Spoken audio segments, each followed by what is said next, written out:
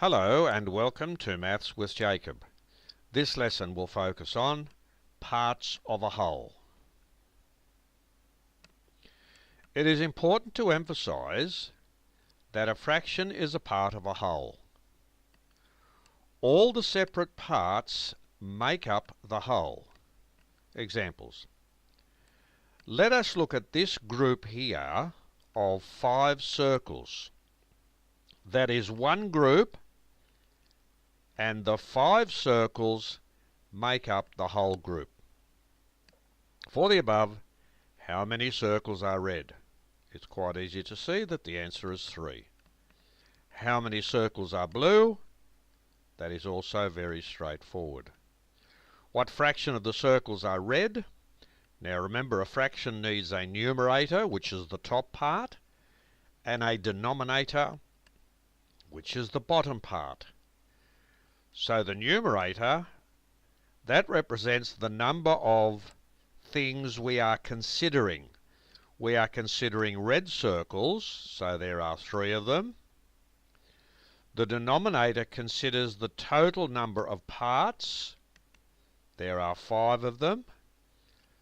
So the fraction of the circles that are red, 3/5. What fraction of the circles are blue? There are 2 blue circles, and altogether there are 5 circles.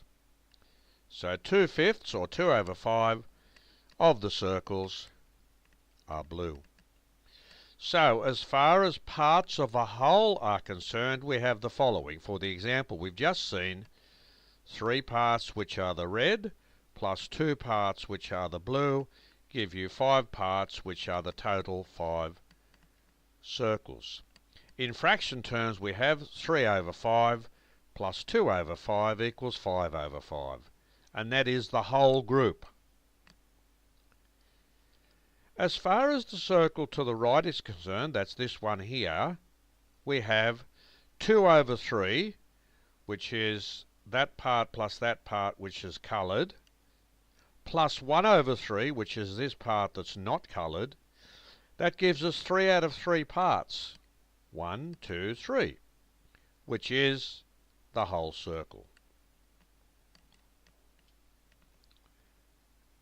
Meaning of a fraction revisited.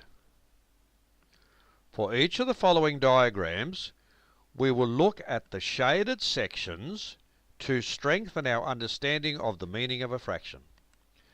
The fraction of the circle that is shaded is 2/7. So there are 2 parts that are shaded. There are 7 parts altogether. This means that 2 parts out of 7 are shaded. The fraction of the circle that is shaded is 5/6. This means that 5 parts out of 6 are shaded. When using MAB blocks, we can also improve our understanding of fractions.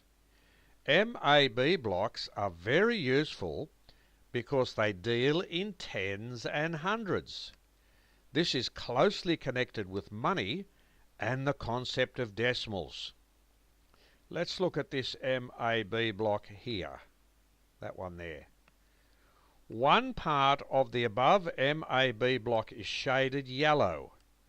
This fraction is 1/10, which means 1 small square is shaded yellow of the 10 total squares.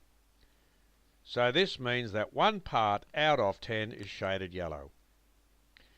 Let's look at this one here. 3 parts of the above MAB block are shaded yellow. This fraction is 3/10. This means that 3 parts out of 10 are shaded yellow.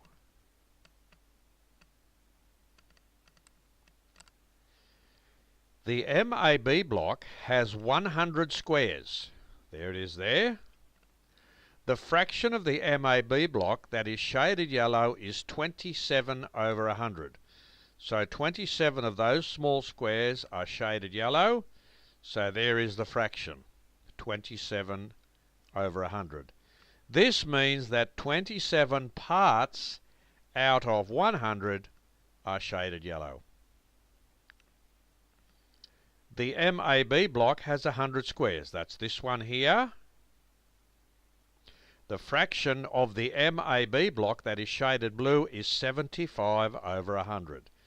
This means that 75 parts out of 100 are shaded blue.